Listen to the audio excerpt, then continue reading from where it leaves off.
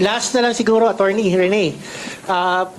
Marahil tinatanong ng mga members of the media, ano bang meron tayo? Malakas ba yung ebidensya nyo? Hindi pa tapos ang COA? COA audit? Paano nyo masasabi na malakas nga yung ebidensyang iahapag ng ating impeachment complaint? Go ahead. Okay, magandang araw po sa inyong lahat. Definitely, because of the overnight na talagang sinusubaybayan natin yung mga hearings, binasa yung mga transcripts, tinignan ang mga dokumento, malakas ang ating ebidensya laban kay Sara Duterte.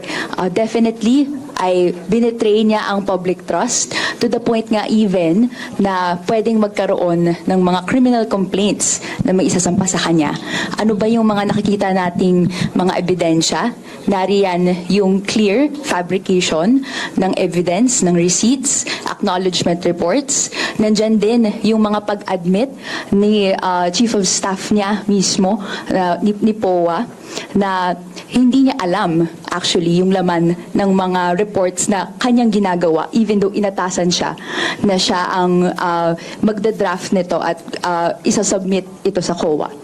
May mga instances din na nakita natin na pag-evade ng accountability, pag-evade ng mga tanong ng taong bayan kung ano nga ba ang nangyayari dito sa spending na ito, na all of a sudden and no other leader, national leader in history has spent this much money in this just short amount of time. No, 125 million in 11 days in an implausible, physically impossible manner.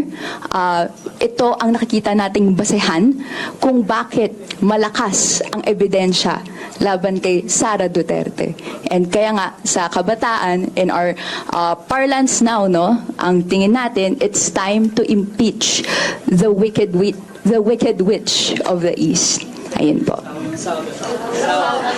Of the South, sorry. Sumabit. Ulitin ko. Okay. Sumabit pa. Ulit. Okay, sige.